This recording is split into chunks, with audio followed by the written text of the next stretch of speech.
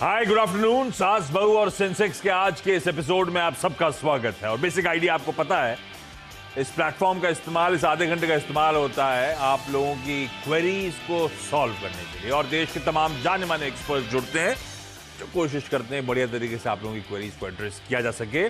उस कड़ी में आज हमारे साथ होंगे ओम कैपिटल के राजेश अग्रवाल साहब, कोलकाता से जुड़ेंगे। राजेश जी, स्वागत है आपका। Good afternoon.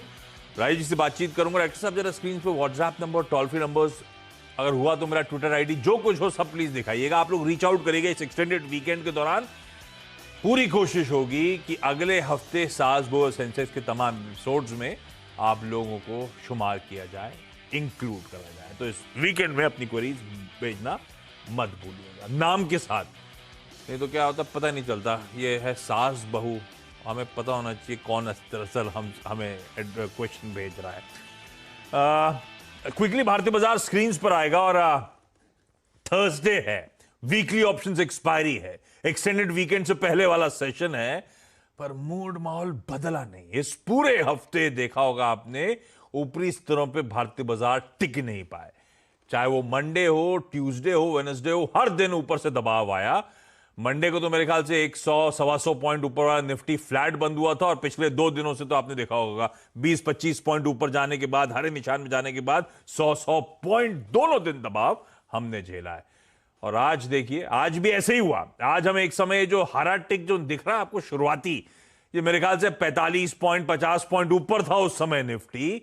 और उसके बाद से औंधे मुंह गिरता हुआ दिन के लोस पे इस समय कामकाज करते हुए, वो 45 पॉइंट वाला ऊपर निफ्टी इस समय 185 अंक नीचे, 230-225 अंक ऊपर से स्विंग नीचे की तरफ जाते हुए। और इंटरेस्टिंग है कि पिछले दिनों की कुछ एक जो अंडर परफॉर्मिंग पॉकेट थी निफ्टी बैंक, वो एटलीस्ट आज अंडर परफॉर्म नहीं कर रही है। आधे % दबाव में जब निफ्टी 1% कमजोर है, तो फिर ये दबाव कहां से आ रहा है? निफ्टी बैंक को छोड़ दीजिए जो कि आधे ही % नीचे है, बाकी पॉकेट्स देखिए। वो पिछले कुछ दिनों की तेजी दिखाने वाला ऑटो, मेटल्स में pressure, capital goods, real estate का तो वेटेज नहीं है लेकिन रियल एस्टेट में दबाव, आईटी, वो हेल्थ केयर स्टॉक जो कल उछल रहे थे आज पिटते हुए, फार्मास्यूटिकल्स पे उसका रब ऑफ है।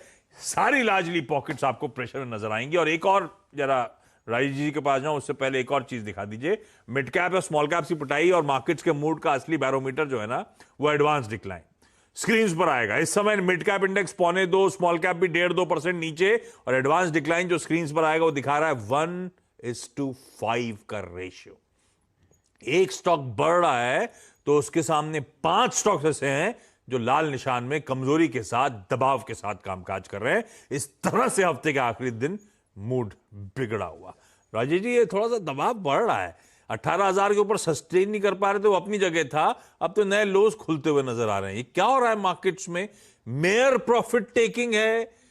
क्योंकि अब तक लग रहा था टाइम वाइज करेक्शन, अब थोड़ा सा वो प्राइस वाइज करेक्शन नजर आने लगा है। घबराने की जरूरत क्या? देखिए, जो वो छोटी अवधि के निवेशक है ना, जिन्होंने हफ्ते 10 दिन के लिए निवेश किया हुआ है, उसे निवेशक नहीं कहूँगा, स्विंग ट्रेडर्स कहूँगा, उनके लिए बिल्कुल चिंता की बात है। तो उन्हें तो अपना निकलने की सोचना चाहिए। बट जो लंबी अवधि के निवेशक हैं, उन्हें मैं समझता हूँ कि एक अपॉर्चुनिटी है एक्यूमुलेट करने की अच्छे स्टॉक्स को, जहाँ पर कि आने वाले दिनों में ग्रोथ प्रॉस्पेक्ट्स अच्छे हों, प्रमोटर की कैटेगरी अच्छी हो और दूसरी चीज़ें अच्छी लग रही हो। लेकिन ये बात आपने सही कही कि 18,000 के नीचे अगर तकनीकी नज़रिए से देखा जाए तो थोड़ी सी निराशा है, खास करके इस बात के मद्देनज़र कि 3 दिन से हम लगातार गिरावट देख रहे हैं। कल दोनों ही इंस्टीट्यूशन, एफआई और डीआई, दोनों में नेगेटिव फिगर आए थे। और अब ऐसे 3 दिन की छुट्टी है, देखते हैं अगले हफ्ते होपफुली थोड़ा सा बेटर होगा। यहाँ होप्स ही हैं जो हम रिटेल को खींची हुई हैं।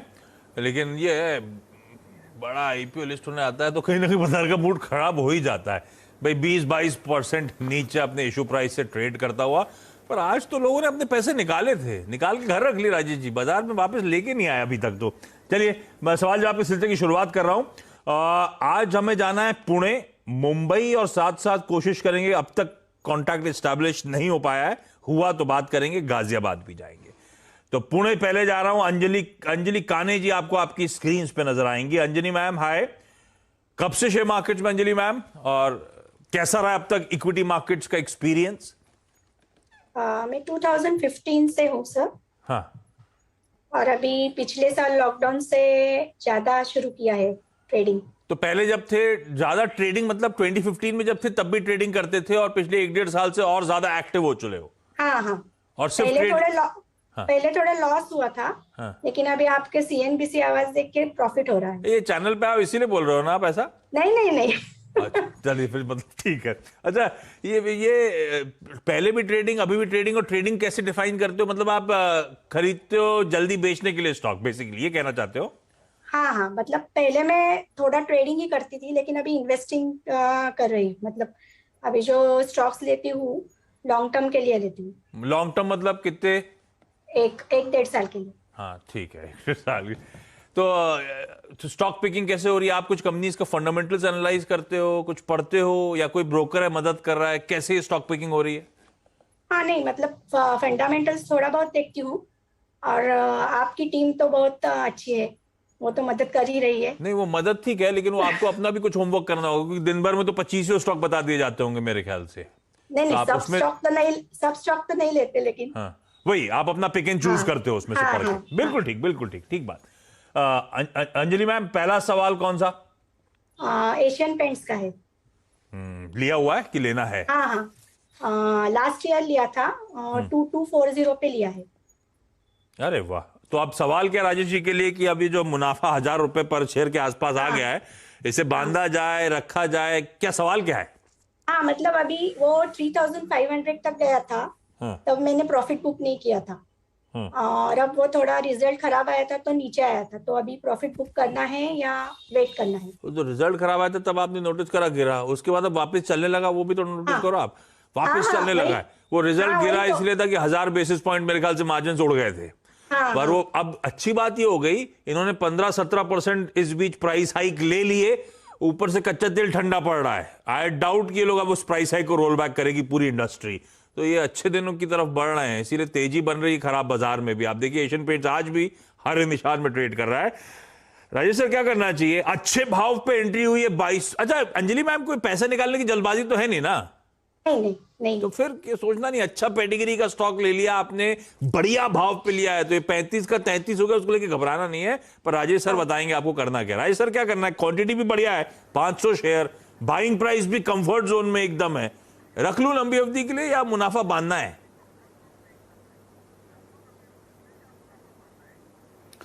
देखिए आशीष जी, जो लास्ट क्वेश्चन आपने पूछा ना कि पैसे निकालने की जल्दी तो नहीं है, तो वो वही मैं भी पूछने वाला था कि अब इनको अगर जल्दी नहीं है तो बिल्कुल बनी रहें।